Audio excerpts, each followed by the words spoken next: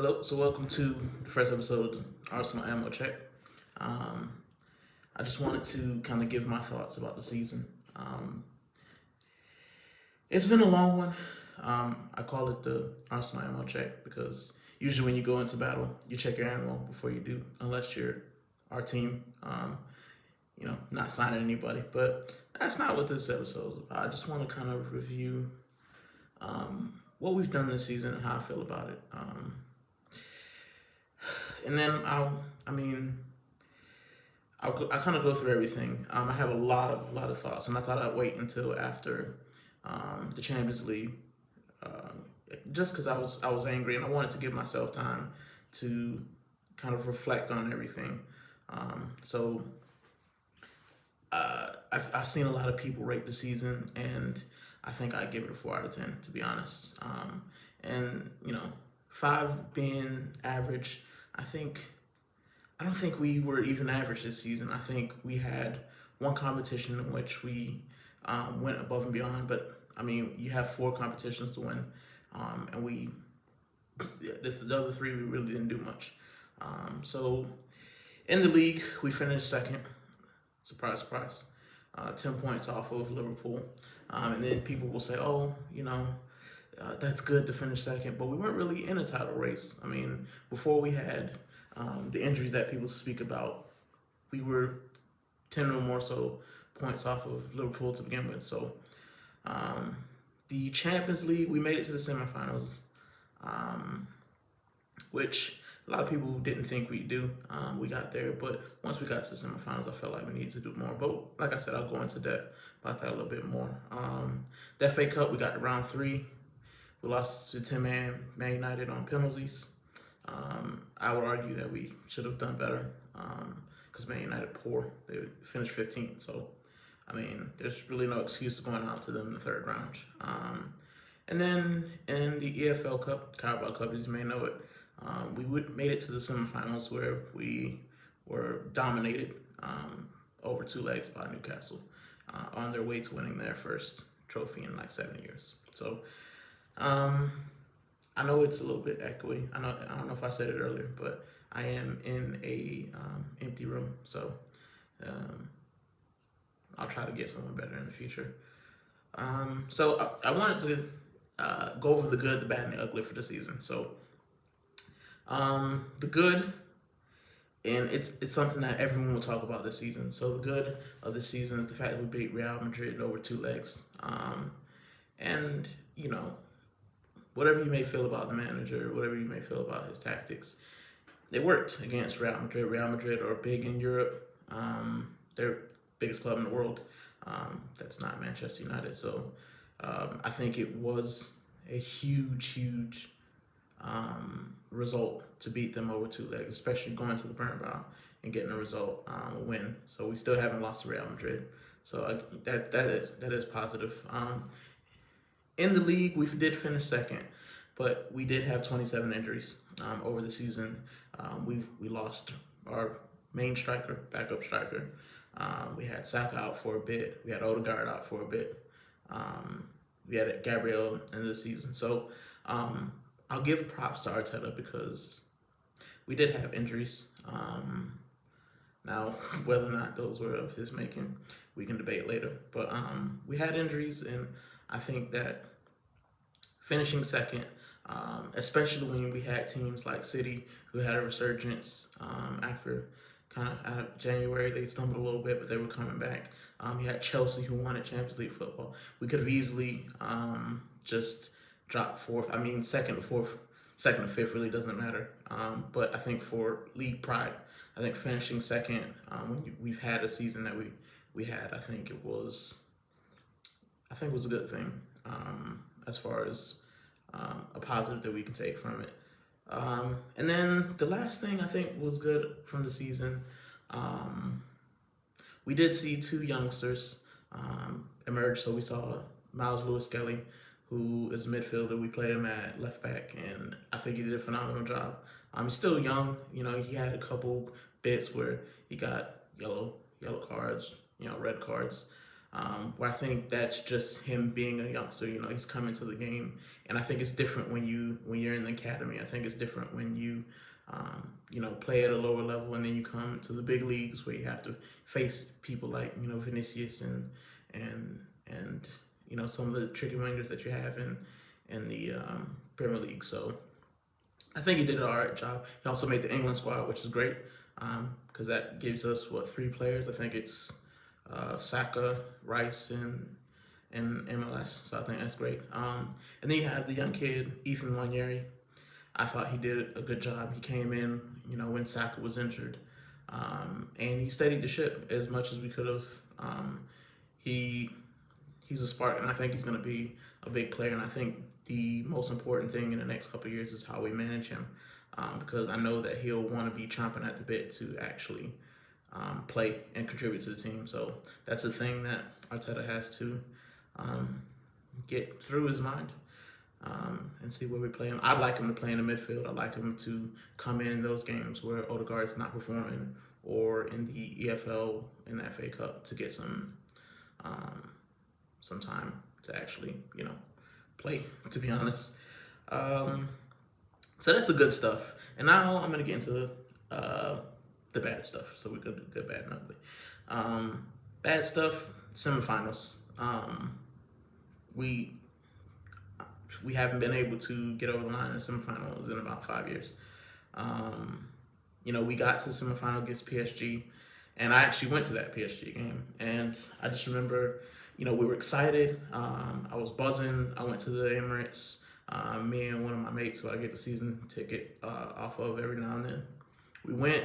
You know, everyone's excited. Everyone's on the train. Everyone's like, "Let's go, Arsenal!" And I think within 5 minutes, you know, it was over. Like, it was, you know, everybody playing North London forever.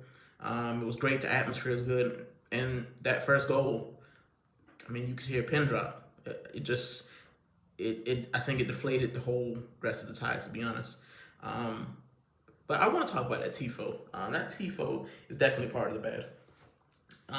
You know, people make millions to come up with ideas to enhance a game day, and the best you could come up with is taking this. They took this and put it on a gigantic flag, you know, and called it a tifo. Like, and then you saw Real Madrid, and you saw what PSG did for their tifos, and you're like, someone literally sat upstairs in the Arsenal office and said, you know what, I think we got a good idea. What we're gonna do? Oh yeah, we're gonna have the cannon, and then they had one on the side. I can't remember what it said, but, you know, it's like, stand up for Arsenal. I don't know, some buzz phrase that, you know, Mikel likes or whatever, and it just, you know. And I've been to European matches.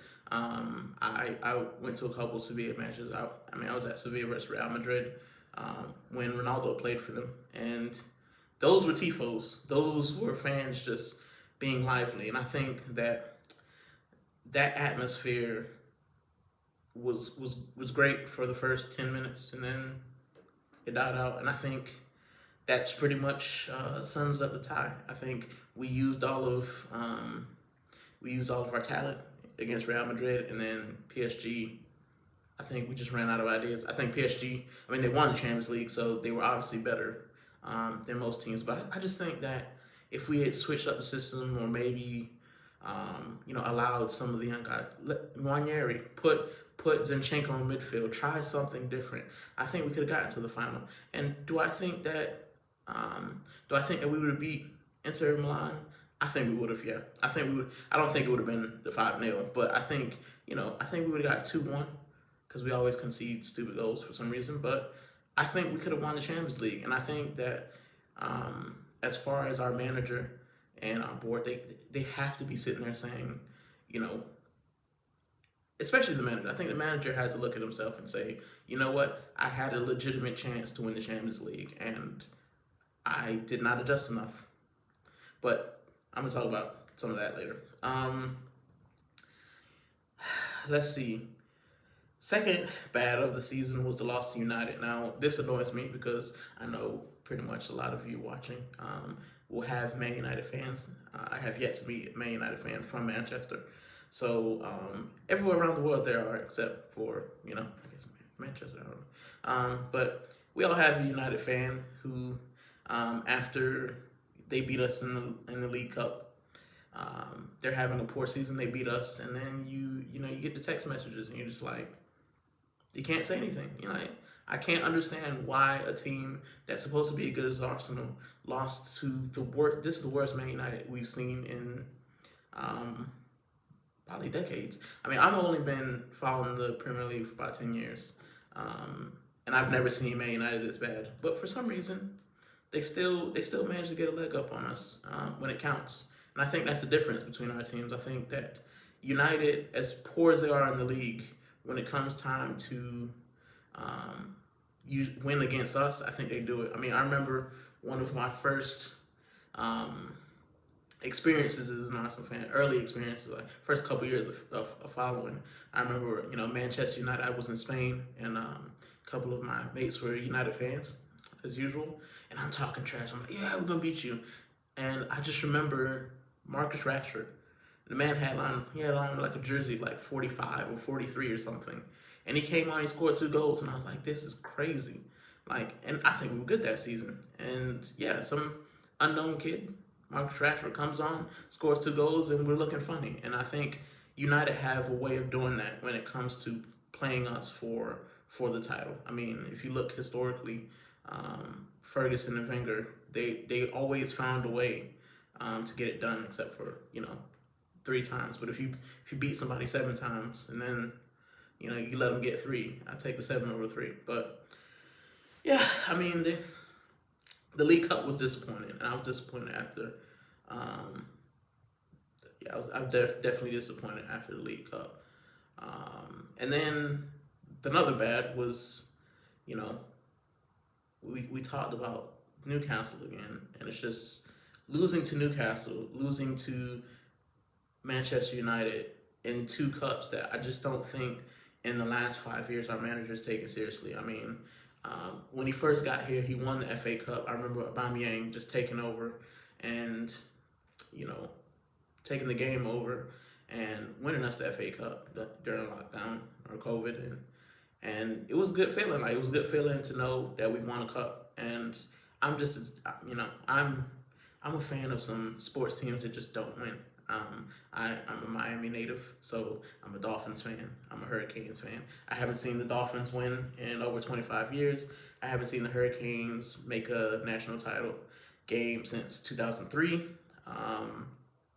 The Marlins, the same. I haven't seen them win, the World Series since 2003. I mean, I think the closest that I've had to sports that I've watched was Miami Heat. They won in 2012. That's over 10 years. The Panthers went. The Florida Panthers was great. They're in the Stanley Cup Finals.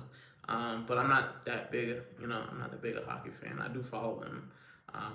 Around the playoffs, but I don't watch hockey all the time. But the ones that I do follow, last trophy I've seen was Arsenal. So, at this point, I take an FA Cup. I take the League Cup, because I think the FA Cup is a big trophy. You get into Europe if you win the FA Cup, which Palace has done. Palace is in the Europa League, winning the FA Cup. Newcastle, I mean, they had a party. They had a parade for winning the League Cup. So, it matters. It matters to certain teams. But apparently it doesn't matter to ours. The last bad thing would be our 15-point regression. And, I mean, we can dress it up how we like. Oh, we had injuries, we had tough games. But I think 15 points behind what we finished last year. I think you have to look at those 14 draws.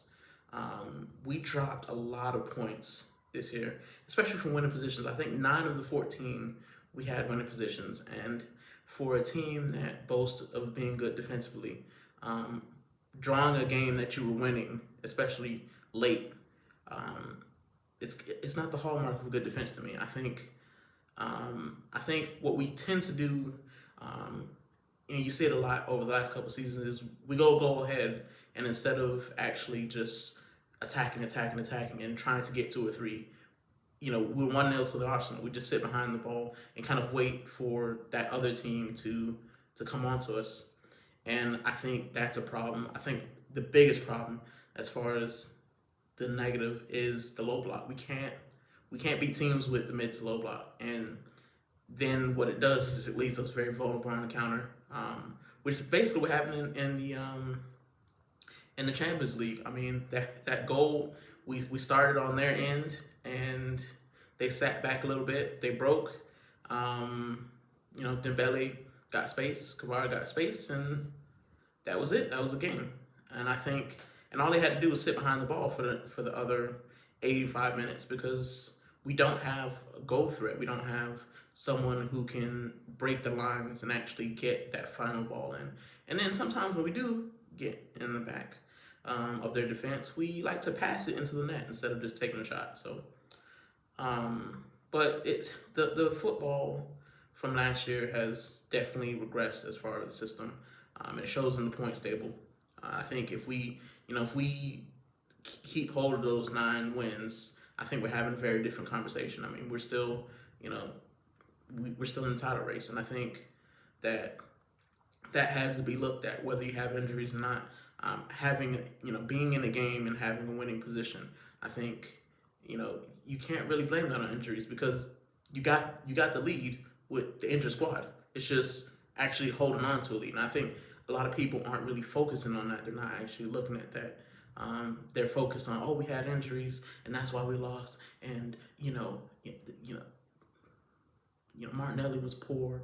Saka's not fully fit. Odegaard has an ankle injury. If you get the lead, you were good enough to get a lead. You're good enough to score a couple goals. Why can't you be good enough to hold on to the game?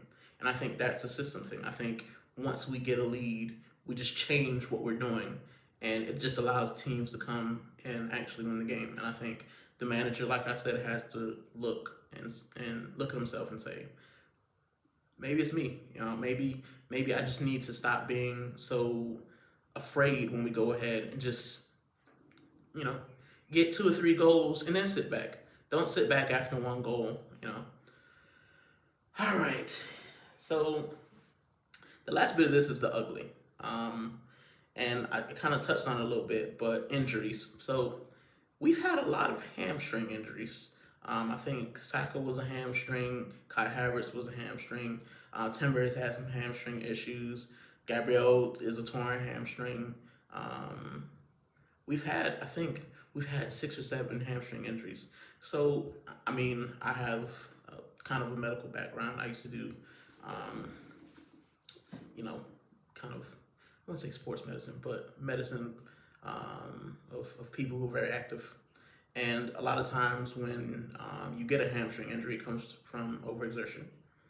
And I think the problem that our manager had this year is an over-reliance on the starting 11.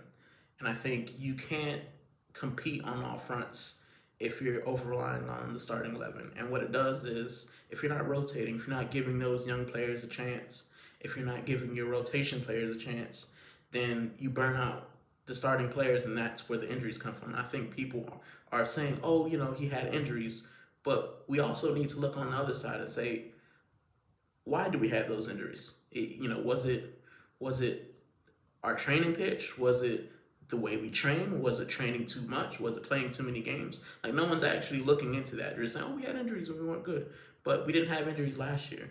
And we didn't have injuries the year before when we played a different system. I think our system allowed, it forces our wingers, it forces our fullbacks to be more attacking or more defensive, to invert, to do this. There's a lot of more running than maybe a couple years ago. And I think, a lot of players aren't ready for that. I don't think they're ready to do that over the entire season. My issue is, you've got young guys. You got Miles Lewis-Skelly, you got Nwaneri. Those can't be the only, young guys that you can give a chance. We played Bolton, and I think we played Preston in the, was it the League Cup? Yeah, I think it was the League Cup. And you're still playing, starters. You're still playing starters in the League Cup. And I think we beat Bolton like 5-1. I think we beat Preston 3-0. Like, at what point would you say, I think me personally, what I would do is I would, have maybe a half and half and say, okay, against Preston, we got five substitutes. So we have six, maybe starters and six, and five fringe players. Of course, it's really 5 and 5 because you are going to have the goalkeeper, who's, goalkeepers don't do much anyway for most of the match, so you can actually play them every game. They only do work when they're called upon, or as we like to play out the back, but they're not running as much as the outfield players. So you can do 5 and 5, have five guys on the bench, and if things aren't going well, if you find yourself against Preston, aren't they like a championship team? You find yourself 2-0 down for Preston and you actually want to win the cup, then you can throw the starters on and hopefully we can get something. But my issue is, people say like, oh, but what if he plays the youngsters and we lose? But we lost anyway. We lost with the starters out there. So, if the last 4 or 5 years, it's clear that our manager doesn't care about the smaller cups. He doesn't care about the domestic cups. So how is it that now people are just like, well, if you throw someone out there and we don't win, then you'd be upset? Well, I'm used to it. I'm used to us not winning the domestic cups. So if you throw the youngsters out there and we do win, or we go down, then it's no different than if you throw the starting squad out there and you do nothing. So, it's still a lose-lose because we haven't done anything in the cups for 5 years now. So, we haven't been to EFL Cup in like what? EFL Cup final, I think, 30 years maybe? So, yeah, it's just, I just don't get it. And I think that hamstrings and some of the injuries that we got definitely could have been avoided with some better rotation. You had guys like Sterling who were poor. Zinchenko didn't get a kick. Kieran Tierney has been fit for pretty much half the year, maybe. And, we only play him about 3 minutes at the end. Wanyeri is one that I want to talk about. So Wanyeri came in, he did a great job. As soon as Saka came back, didn't see him anymore.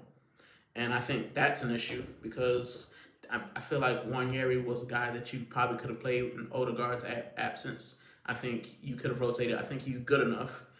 If he was good enough to start in the league and in the big games when Saka's out, why is he not good enough to rotate? When the title's gone, you can rotate him in the Premier League because we weren't in the title. It didn't matter whether we finished second or fifth, maybe for financials, but as far as making the Champions League, it didn't matter. So I think you could have given him some time to actually play a game and actually contribute. So I think it was a mistake on the manager's part to just kind of dump him after he came back. But we hope that next year he'll get some playing time and it actually get to contribute, because I like Wanyeri. I think he still has that. He has that thing that Martinelli had in the beginning, where he's just not. He's fearless. And I think Miles Lewis-Skelly has it as well. They don't care. They're young. What do I have to lose by trying to take on a man, trying to beat a man? Nothing. I was already on the bench, so But if I score, if I actually help the team, then I won't be there anymore. And I think that's how Saka came along. And now Saka's kind of progressed a little bit, but that's another issue. What else? Another ugly thing. We got to talk about it. It's sad. It's devastating. I'm devastated, which is another reason why I put this video off so long. I had to watch my rivals lift trophies, so I watched Tottenham Hotspur, the team that never wins anything, empty trophy cabinet, winning the Europa League. And people will say, oh, yeah, but the Europa League's changed and Champions League teams don't drop, so it's easier to win. Doesn't matter. They want a trophy. They want a big trophy. Now, would I trade my season? Overall, I think we're in a better standing than Tottenham. But the ending of the season, I would definitely want. I would trade our ending in their ending. I would trade the Europa League for not winning the trophy. I think when people talk about, Spurs had the better season, I don't think that's true.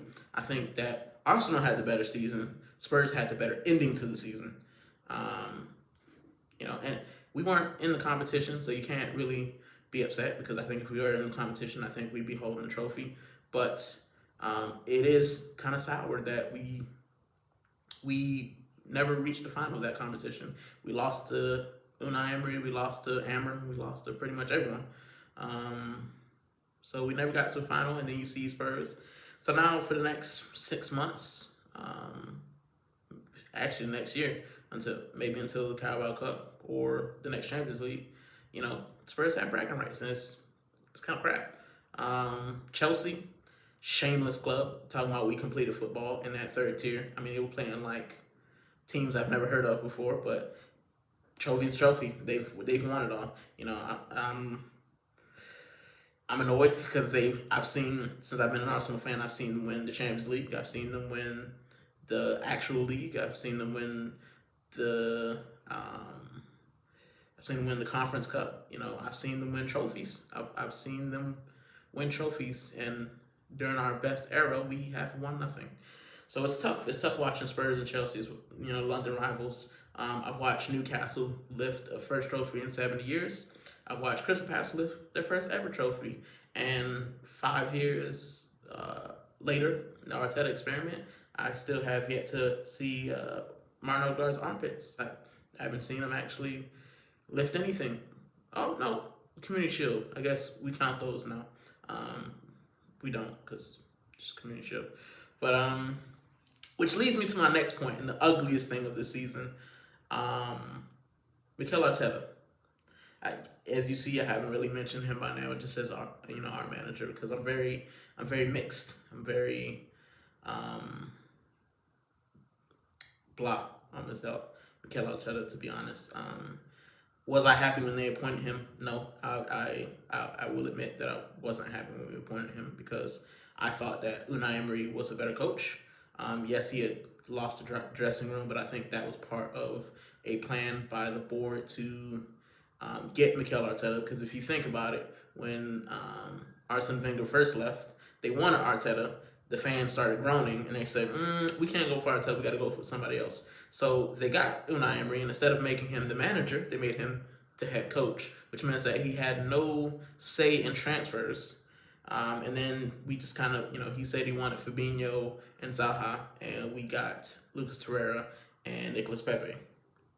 When they didn't work out, he was the fall guy, which kind of sucks. But, I watched Unai Emery Sevilla, because I watched Sevilla a lot in the past. I was in Spain when they won the third Europa League, and I've seen, how he coaches and stuff, and I thought he was a good coach. So did I want Mikel Arteta after, Unai was unceremoniously sacked?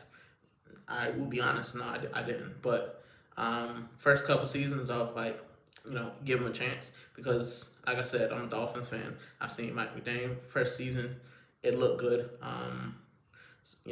Eric Spoelstra, when he first came in, unknown, he won. So, was I excited? No, but I like to give him a chance. Now, with 5 years on, I haven't seen a trophy. I've seen us get dumped out of semifinal.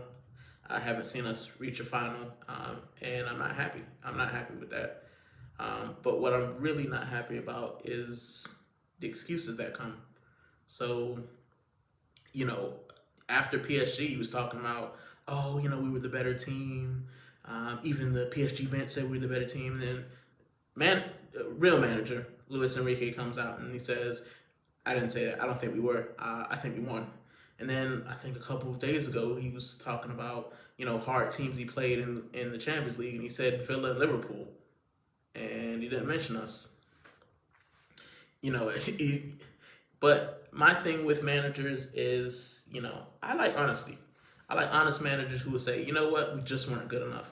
And in the beginning, Mikel was saying all the right things. Yeah, we weren't good enough. Yeah, we need to be better. And then he got his team in, and now he's kind of doing the same thing that Arsene Wenger did at the end, kind of making excuses. Except that he doesn't have the pull, the clout, or the money in the bank to actually say the things that Wenger would get. Wenger went invincible. In Wenger's worst seasons, he won 3 FA Cup. We've only won 1 under this manager, and we haven't won anything with the team that he wanted. So that team that won the FA Cup was Unai Emery and Arsene Wenger's team, who he promptly got rid of. We watched an All or Nothing documentary where he was just getting rid of players. He got rid of Aubameyang, didn't replace him. And he got 31 of his signings that he wanted. Because everybody says, oh, 700 million is not a lot. 31 signings is a lot of signings over 5 years. 31 signings. That's 3 teams worth of players. And we have no trophies to show for it. So I can't sit there and listen to excuses when I've watched, a lot of first year. The guy who, what's his name? Glacier, I think, from Crystal Palace, first year, 1 trophy. Eddie Howe took Newcastle from relegation, 1 trophy. Luis Enrique, has he had a crap ton of money? Yes. But he got rid of 3 huge players, Neymar, Messi, and Mbappe. And he won the Champions League for a team that had never won it before. Big Ange, who's probably going to be sacked by Tottenham, he said he stood up in his press conference and said, "Always win something in my second year." He's won something. Maresca, he's won something. So we're at year 5 or year 6.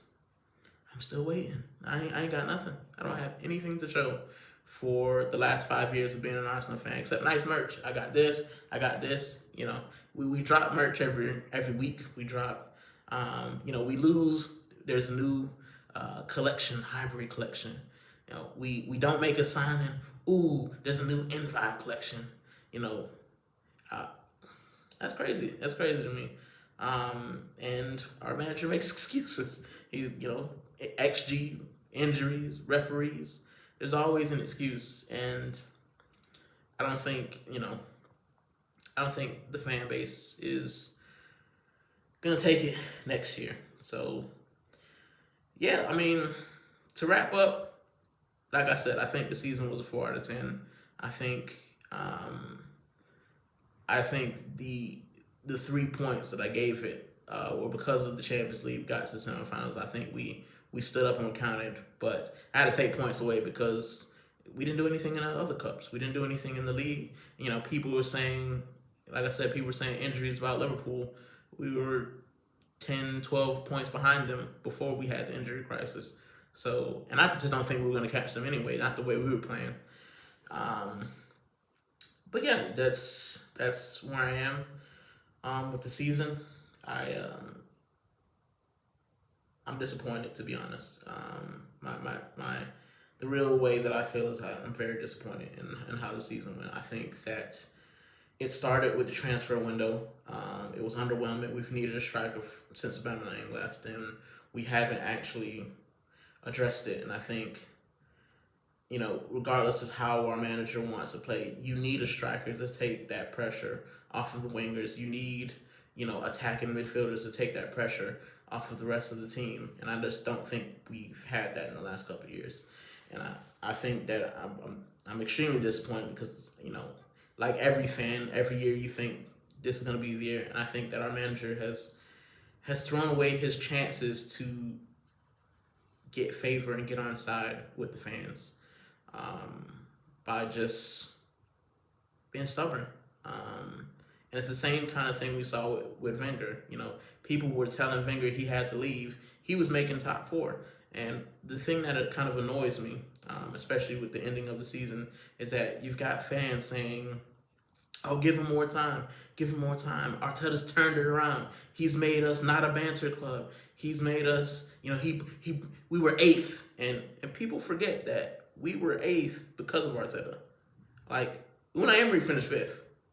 And then we were 8th, I think, like 4 points off of the top 4 when Unai was sacked. And we finished 8th that season. We didn't improve. And then the next season, we finished 8th again.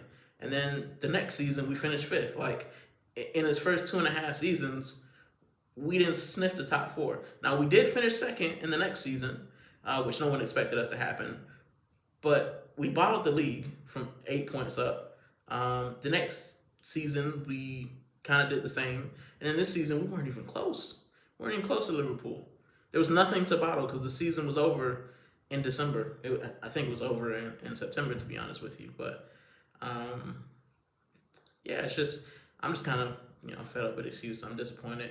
And as I said, I wanted to make this video as a first video, as a review, because I think my next videos will probably be a little bit more positive. Hopefully, I'll hopefully when the ammo check comes around. I mean, we are in we're in transfer season, so I think the next video will probably be just kind of the transfer bits. I'm not gonna go into. There's a million videos talking about who would link to or whatnot, so I'll probably just slightly touch on that. But I just want to kind of speak about the going on about the club, and that's what these videos are for. Just to speak about my thoughts, my feelings on what's going on in the club, good, bad, ugly, the ammo check. So with that, I've taken up enough of your time. I'll see you guys on the next one. Take it easy.